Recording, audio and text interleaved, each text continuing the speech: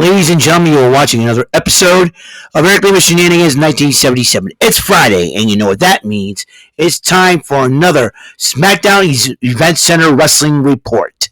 And now, here is the man that will bring you the Wrestling Report, the host of Eric Lima Shenanigans 1977, Eric M. Lima. Thank you very much, Mr. Announcer, sir. Well, hello there, everyone. Welcome to yet another episode of Eric Lima Shenanigans of 1977, episode number 1801.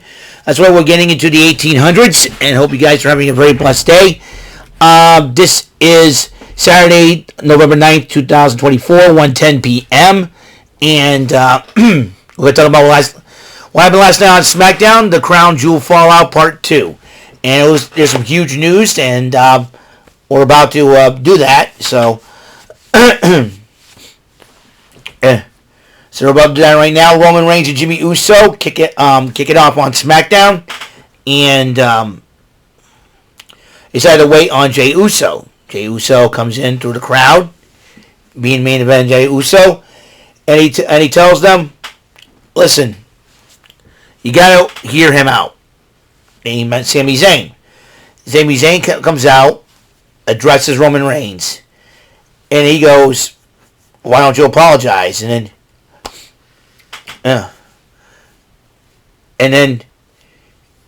Roman Reigns like, "To you? No. To Jay." And so Roman Reigns got upset,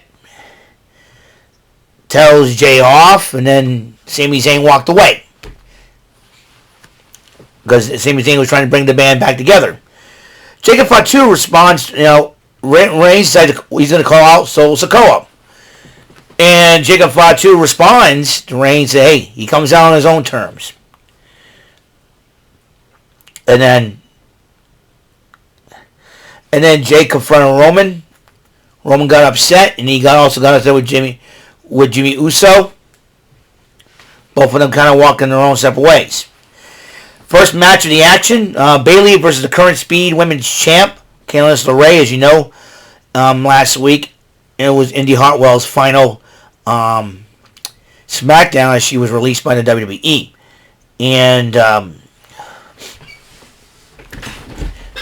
And Bayley did pick up the victory over Candice LeRae in that matchup. Johnny Gargano was talking to the new tag team champions, Motor City Machine Guns. As you know, Gargano has known both Sabin and Shelley for quite a while. And Tommaso Ciampa was really upset about that. And so...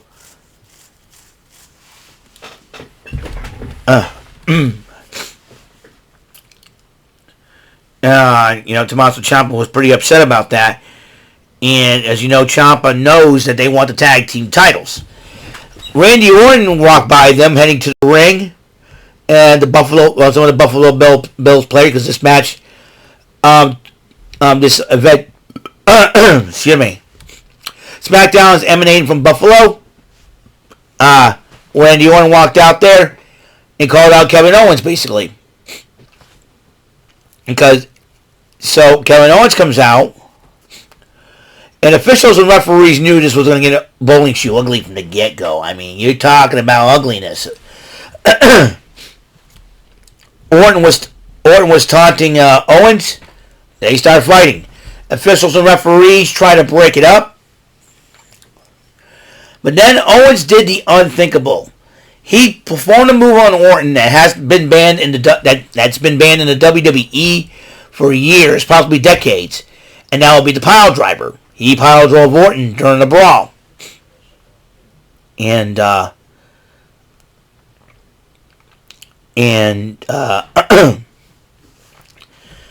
Nick Aldis comes running out. Referees finally got everybody separated. They sent down paramedics. Orton was taken out on a stretcher. Meanwhile, DIY went up against Pretty Deadly. DIY won the matchup, but it seems like Tommaso Ciampa is not in the mood to celebrate. So, Tiffany Stratton was talking to Candice LeRae and taunting her. And Nia Jax confronts her, "I've been looking for you." We got our matchup. Jade Cargill and Bianca Belair went up against Nia Jax and Tiffany Stratton. Candice LeRae got involved. Naomi attacked Candice LeRae. In the end, Cargill and Belair win the matchup. As you know, they're defending the. I think they're defending the tag team titles this Monday against the team of Liv Morgan and Raquel Rodriguez. Motor City Machine Guns went up against A-Town Down Under. And the Motor City Machine Guns did win the matchup, though. And in the back, DIY was confronting Motor City Machine Guns about challenging for the belts, but then Street Profits interrupt them, and they say, hey, we got our tag team title shot. And it seems like Tommaso Ciampa is pretty upset about that situation. And and basically walked away, and Gargano's like... Then Nick Aldis made a special announcement. And for the very first time in WWE history, they're going to have a Women's United States Championship. That's right. That is correct. The Women's U.S. title is now in play and official. I expect Adam Pearce to make a counter announcement, so to speak. I expect Nick Aldis to bring out the Women's Intercontinental Championship. And I hope they do. I think it's heading that way. And who I want as the first ever United States champion of the women's division, the first women's United States champion, I think Michin deserves it because she's been toiling in wrestling for years. And she's never won a title in the WWE. This is her opportunity. And then the Bloodline, the Tongans, Tama Tonga Loa, Jacob Fatu, and Solo Sikoa come out to do the Undisputed Tribal Chief Acknowledgement Ceremony. But then before they got going, Roman Reigns interrupts Solo Sikoa. The two of them confront each other, and then Solo Sikoa says, you get 4 of your guys, I'll get my 4. And we'll go to war. And Roman Reigns kind of looks at him. You mean war games? And then, is it, okay, it's 4 of you, but who's your 5th guy? He goes, it's the 4 of us, and the 5th guy is Sami Zayn. Sami Zayn comes out.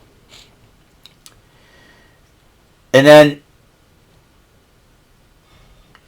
then as Roman Reigns turns around, they start attacking Roman Reigns 4-on-1. Here come the Usos who flew by Sami Zayn. And the Usos were joining in, and then they cleared the ring of the Usos, and Solo Sikoa tells Sami Zayn, get in the ring, help me out here, and kick Roman Reigns in the face.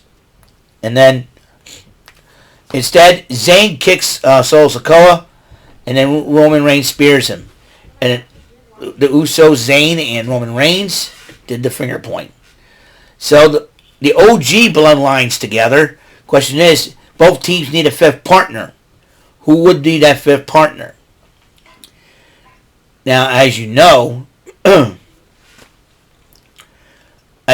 Rock could come into play.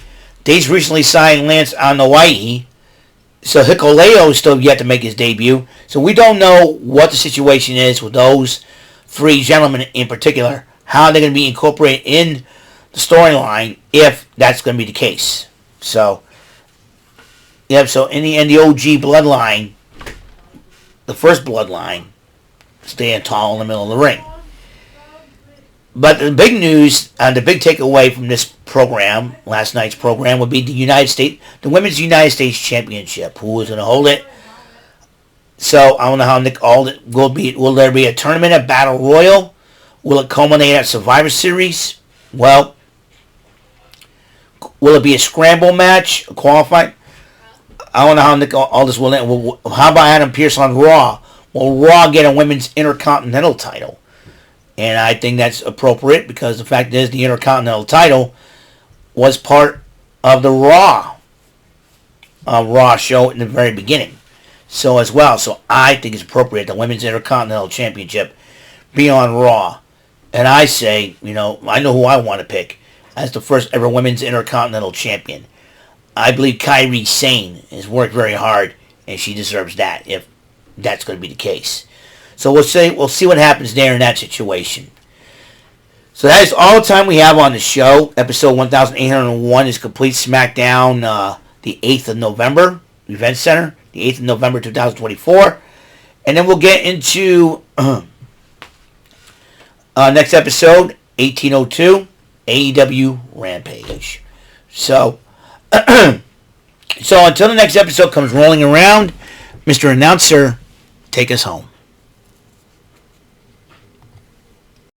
That is all for today's episode. This is your announcer speaking for Eric Lima Shenanigans of 1977.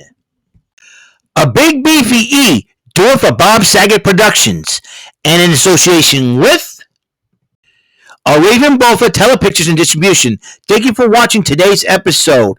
Tune in next time for another episode of Eric Lima Shenanigans of 1977. Goodbye for now.